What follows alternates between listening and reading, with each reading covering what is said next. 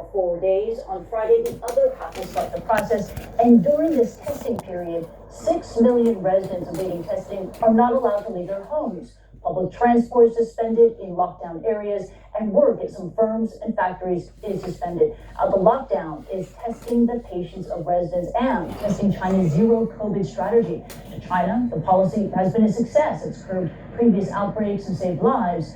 The zero COVID has come at a steep cost, especially to China's economy. On Tuesday, the Shanghai government issued a statement saying that the city will support the import of COVID treatment and vaccines, suggesting it may pursue the approval of foreign vaccines to help fight the virus. Christy Gustave, CNN, Hong Kong. Well, you're watching the Law. I'm Becky Anderson for you. Just ahead, the Pentagon says it isn't buying the Kremlin's pledge to scale back Russian troops in Ukraine. We'll take you directly to the Pentagon to find out why. And living on the front lines of this horrible war, residents living near one city in southern Ukraine forced to flee or find shelter as the fighting edges closer to their homes.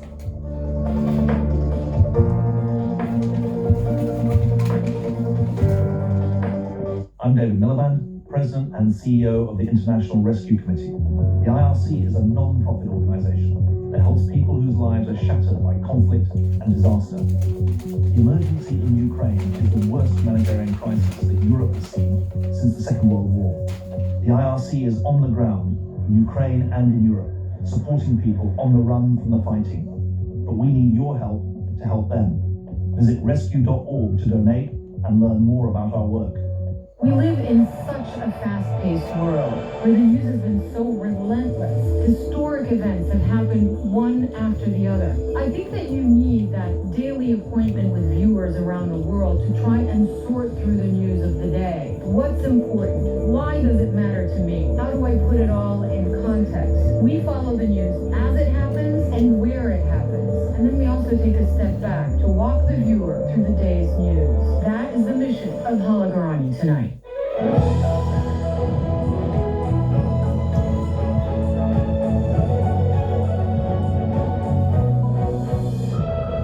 Mainland China tolerates no signs of dissent whatsoever.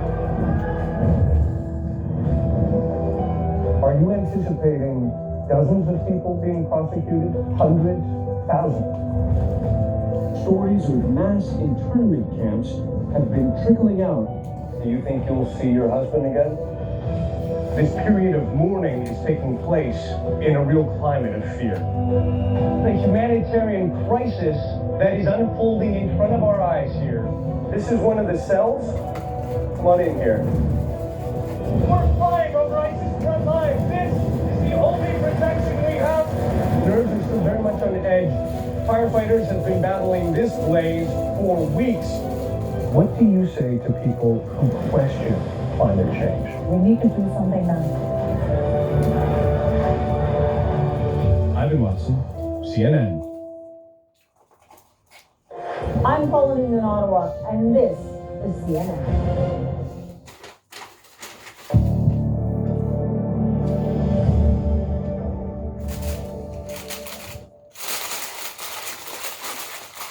Well, Mayor Cherniv is describing the Russian onslaught on his city as a colossal attack. His city is in northern Ukraine. It now has no power or water, and communication is down. That's according to a local official. At the same time, air raid sirens sounded all across Ukraine through the night. All of this coming just hours after the Kremlin told the world it would scale back its military operations. Well, the Pentagon also dispelling the Kremlin's narrative about Russian troops scaling back, saying that they are actually repositioning. British defense officials joining in, saying some Russian forces were moved to neighboring Belarus to resupply after heavy combat losses. The US official telling CNN today that Russian President Vladimir Putin is being misinformed by senior advisors about how poorly Russia's military is performing. CNN's Barbara Starr joins us live from the Pentagon. This is intelligence, obviously. Ukrainian officials, though, do say that Russia is lying. US officials warning nobody should be fooled by Russia's announcement. Does that suggest that your sources believe that Russian aggression, more Russian aggression, is expected at this point? Well, I think the Pentagon, the White House, across Washington, the Biden administration, not having any of it, Becky, not believing anything that Putin or the Russians are saying at this point. And as you said just a moment ago, sirens continuing to sound all across Ukraine. There may be some ground movement shifting. Repositioning is what the U.S. believes, not withdrawal. But the air onslaught, the shelling, the missiles, the bombs, all of that continues. If Russian troops are repositioning, the feeling is that they are going to reposition so they can go back into the east, into the Donbass area, where they have limited control, but is considered vital to their objectives to take the east of Ukraine, control it, and then begin to build that land bridge south to Crimea. It's believed that that has always been very central to Russian military strategy.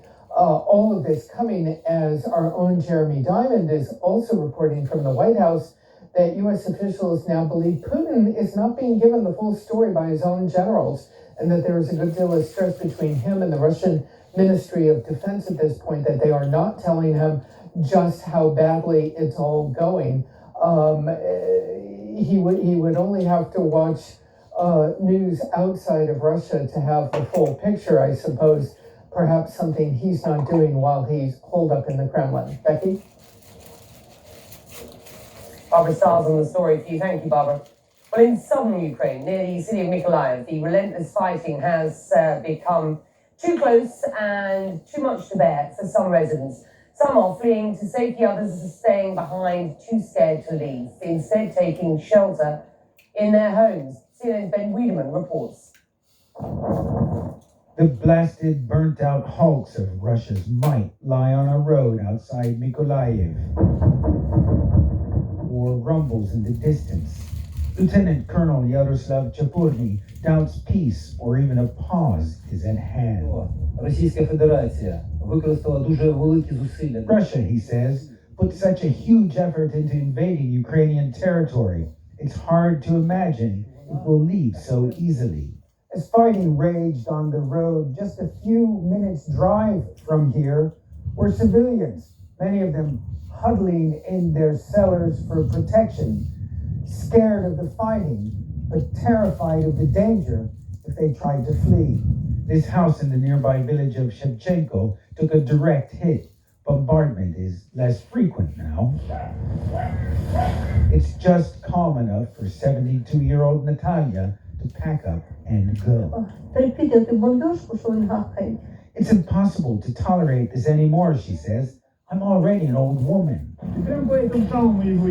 A neighbor will drive her to nearby Mykolaiv. Shrapnel riddled his car and shattered the back window. I'm not afraid to die, says Natalia, but I'm just not ready. I haven't gone to confession yet. In an adjacent town, Yuba shows me the potato cellar she hid in for days. It's cold here, she says. There was no electricity for 2 weeks. As fate would have it, she did well to stay down there. One day, a rocket landed in her backyard.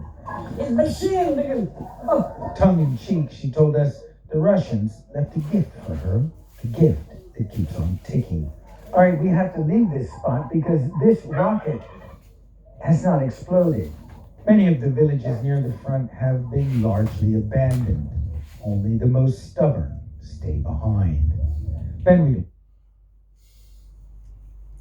a Democratic parent would say, no, of course not. So there's one thing about the marketing and labeling of it, don't say gay, and then... יאללה, התקף חרדה, אפשר לשבת אם היא צריכה לפרק את החרדה לגורמים, לחשוב, להוסיף מחשבות ולנסות לפרק את החרדה, לקחת נשימות ולחזור בחזרה לשליטה. אתם יודעים, אחד הענפים שהכי נפגע, אתם יודעים את זה על בשרכם בקורונה, ענף הכדוריד, שגם איכשהו התחרה כזה עם הכדורעף, על מי אחרי הכדורגל והכדורסל, ועל הכרה ועל עזרה, אבל אפשר להגיד שעכשיו חוזרים לחיים, מתאוששים. אפשר להגיד, הקהל קצת חוזר למגרשים. זה לא הכמויות שאנחנו רגילים אליהם, אנחנו רגילים ליותר צופים, ליותר חשיפה אין ספק, אבל זה ענף קטן וזה מה יש. אני חושב שיש דרכים לשפר אותו ולהרים אותו גם מבחינה תקשורתית, גם מבחינת קהל וכמות של אנשים במגרש, אבל זה כבר של האנשים שמנהלים אותו. אנחנו באים לחפש. רעיון הבא אחרי הדאבל? הלוואי, אבל באולפן, לא בזום. ברור, מה זאת אומרת? אני משאיר מקום פה, התחביב הכי גדול שלי זה לגעת בגביעים של אחרים. ובכדור כדוריה. בדיוק. יופי, אביא את הגביע ואת הצלחת ונבוא לחזור. חברים, ברכות לכם, ובאמת שיהיה בהצלחה במאני טיים של העונה. מזל טוב. תודה רבה. תודה. יפה. לי קרב כמובן כרמת שרון היא אולטרס. כמעט הכל. יש קודם כל עיצוב חדש שמודרני יותר עם הפנסי לד והגבות המיוחדות, יש שיאהבו, יש שלא יאהבו, יש פחות פלסטיקים כדי לחשוף יותר את שלדת האלומיניום שכאמור הגיע ישר מה-R1 ואת המנוע. יש שינויים במנוע, יש תוספות באלקטרוניקה, יש שיפורים בגלמים, זאת אומרת בימה נגעו בכל דבר, לא עשו פה איזושהי מהפכה, אבל בהחלט עשו המשך של האבולוציה של האופנוע הזה, לעשות אותו יותר טוב, יותר חזק, יותר נעים. המנוע הזה מפיק עכשיו קצת יותר הספק, 165 כוחות סוס, קצת יותר מ10 קגם. בועז, מה שעשו בימה זה שאומנם הוסיפו הספק, אבל פתחו את כל הטווח שבין 4,000 ל-8,000 סלט, כי שם הרוכב בעצם משתמש, והפכו אותו לסופר גמיש ונעים לרכיבה, שם יש את כל הכוח שצריך. יש פה 4 מצבי רכיבה, יש פה IMU, חיישן IMU ב6 צירים, זה אומר שאפשר להלביש מערכת ABS להטיה, ובקרת החלקה ובקרת אחיזה, 2 מערכות שונות, ובקרת ווילי, וקרוז קונטרול, בקרת שניות, וקוויק שיפטר לשני הכיוונים. מסך TFT בועז, יש פה את כל האלקטרוניקה המודרנית שיש לנו באופני ספורט, אני כבר יכול להגיד לך שהיא עובדת פשוט נפלא. נו, ואיך הדבר הזה באמת עובד? אז איך זה עובד? תשמע בועז, אני יכול להגיד לך כזה דבר, ה-MT10 הוא חיה רעה, האופנוע הזה כמובן 165 כוחות סוס, המון כוח, המון מומנט, אבל זה ברור, לעשות הרבה כוח זה לא בעיה. האופנוע הזה הוא נמר, אבל הוא מתנהג כמו חתלתול, זאת אומרת, הביצועים שלו הם ברמה הגבוהה ביותר שיש היום בסגמנט הזה. זה מדהים כמה שהאופנוע הזה מפרגן לרוכב וכמה קל לרכב איתו. לא האמנתי כמה קל אפשר לעשות דברים כמו כניסות לפניות על הבלמים או יציאות לפניות מפניות חזקות עם בלמים טובים, ומעל הכל בו תנוחת רכיבה ניטרלית. רכבנו פה היום במשך יום שלם כמעט 250 קילומטר, הרוב בכבישים מפותלים וקצת כבישים מהירים מאוד, ואני כמו חדש. זאת אומרת, האופנוע הזה מאוד מפרגן לרוכב, הוא גם נוח, גם עם ביצועים ברמה מאוד גבוהה, וגם קל מאוד לרכב עליו, וכל רוכב יכול להרגיש פה מאוד נוח לעשות דברים שעם אופנועים אחרים אולי הוא לא בטוח. אין מתנות חינם וגם לא חצי חינם, אז כמה התענוג הזה עולה? שאלת השאלות, כמה הוא עולה? אז תראה בועז, המחיר פה יחסית לא גבוה בכלל. 100,000 שקלים, זה המחיר של ה-MT10 החדש, למעשה 99,985 שקלים, תקבל עודף מ-100,000 שקל. זה מחיר מצוין, כי זה מציב את האופנוע הזה ברמת מחיר של היפנים, שהם מעט נחותים מבחינה טכנולוגית וביצועים, אבל עם ביצועים וטכנולוגיה של האופנועים האירופאים. כבר אמרנו על הימה MT10 שזה האופנוע היפני הכי אירופאי שיש. בדגם השני, בדור השני שלו, אנחנו לגמרי שלמים עם האמירה הזאת, זה לגמרי האופנוע היפני הכי אירופאי שיש, ואתה מקבל מוצר גם מרגש, גם חזק, גם ביצועיסט, גם קל מאוד לרכיבה, זאת אומרת לחלוטין מהסגמנט של האירופאים, אבל במחיר של אופנוע יפני, 100,000 שקל, אבסולוטית, זה הרבה כסף, יחסית למה שמקבלים פה, זה מחיר מצוין, ותשמע, ההמשך של האבולוציה היא פשוט אדירה, אנחנו מאוד אוהבים. אביעד אברהמי, עורך פולגז, תודה רבה, גם אותך אנחנו אוהבים. תודה בועז, נתראה פעם הבאה, צ'או. צ'או. אנחנו מגיעים אל הפרק הספורטיבי של התוכנית ופותחים אותו עם המרוץ הראשון של עונת 2022 באליפות העולם במרוצי מכוניות פורמולה 1 עם הגרנד פרי של בחריין שהוזנק ביום ראשון בערב עם שארל לקלר מפרארי בעמדת פול פוזיישן. Brand new season, brand new dawn for Formula 1. It's the Bahrain Grand Prix and it's lights out and away we go. Brilliant start then for Charles Leclerc and Lewis Hamilton already trying to get past Carlos Sainz, but it's Leclerc on the inside. אחרי פתיחה מצוינת של לקלר שכללה חסימה של אלוף העולם מקס ורסטאפן מקבוצת רדבול, שמר לקלר על מקומו והדף את ורסטאפן לאחור, כאשר קרלוס סיינס בפרארי סוגר גם הוא על האלוף ההולנדי מאחוריו, וגם שם מאחור שעטו לואיס המילטון ממרצדס, קווין מגנוסן מקבוצת האס ואפילו סרחיו פרז מקבוצת רדבול. לואיס המילטון נהנה מהמקום הרביעי במשך 10 הקפות, אבל חולשתה של המכונית של מרצדס נחשפה כאשר סרחיו פרז מרדבול סגר עליו ועקף אותו בלי בעיות מיוחדות, בשונה מהכבוד שהכרנו בין השניים בעונה שעברה. בהקפה ה-17 קיבלנו את ההצגה הגדולה של המרוץ עם קרב ראש בראש בין לקלר מפרארי לוורסטאפן מרדבול, כאשר השניים עוקפים אחד את השני לסירוגין, וחלק מהמהלכים היו ממש על חוט השערה. But now can Leclerc with DRS get back in Verstappen? We're heading towards turn 4. This has been a bit of a problem for these two in the past. No problem this time for Charles Leclerc. Can he stay on track? And it's just as he retakes the lead from Max Verstappen. איזה קרב מטורף, וכאשר נראה היה כי הקרב על ההובלה הסתיים, הגיע מרוץ להקפה 47 ואז הראה התרחשות הבאה כאשר המכונית של פייר גסלי הצרפתי החלה לבעור, שהנהג הצעיר הצליח למלט את עצמו ממנה ופשוט לברוח. אחרי שהסכנה הורחקה מהמסלול ומכונית הבטיחות פינתה את מקומה, שוב נצמד מקס ורסטאפן לשארל לקלר וניסה לאיים על המקום הראשון, אך הפעם לקלר לא השאיר לוורסטאפן סיכוי, מה גם שהמכונית של אלוף העולם החלה להראות סימנים של תקלות ובעיות. 3 הקפות הסיום, התקלות במכונית של ורסטאפן הכריעו אותו, וקרלוס סיינס מפרארי עקף אותו בקלות ועלה למקום השני לקולות השמחה של אוהדי פרארי ביציעים. ורסטאפן פרש מהמרוץ עם לב שבור ומכונית מקולקלת, אבל כאן לא תמו הצרות של רדבול, כי ממש באותן שניות התפתחה תקלה קשה גם המכונית של סרחיו פרז שהסתחרר על המסלול בדרך לקו הסיום אחרי שהמנוע שלו שבר חיים, וזה אפשר ללואיס המילטון לחלוף על פניו ולטפס למקום השלישי המפתיע.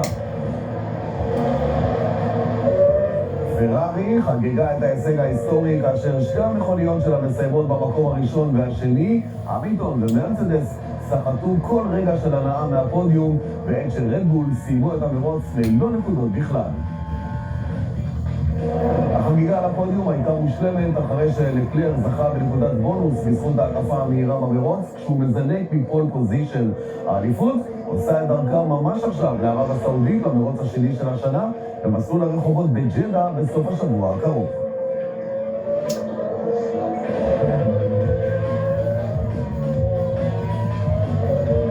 It's a great result for the team. The last 2 years have been incredibly difficult, and we have been working extremely well. I could feel that it was a matter of time before getting back those wins. But until you actually do it, you always have the doubts. And today it went all well for the team. So it's great. Thank you so much for your continued support, and we will keep pushing.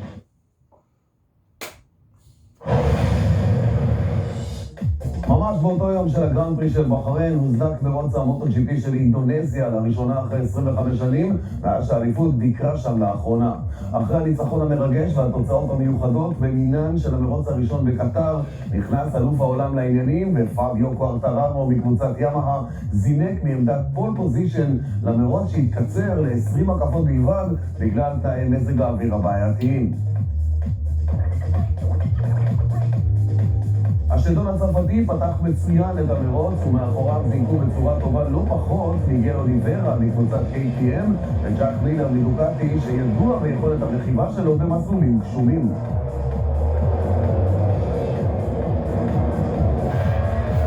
השניים האחרונים לא היססו ועקפו את הצרפתי של ימאהה כבר בהקפה הראשונה והחלו להיאבק ראש בראש על ההובלה כאשר האוסטרלי של דוקטי עלה למקום הראשון. אבל בחלוף 4 הקפות הגיע הרגע הגדול של אוליברה, הפורטוגלי תקף את מילר ללא היסוס ונטל ממנו את ההובלה למהלך שהעניק לו את הניצחון בסופו של דבר. השינוי הבא בשלישייה הראשונה הגיע בהקפה העשירית כאשר יואן זרקו הצרפתי של פראמה דוקטי תקף את אלכס רינס לקבוצת סוזוקי ועלה למקום השלישי.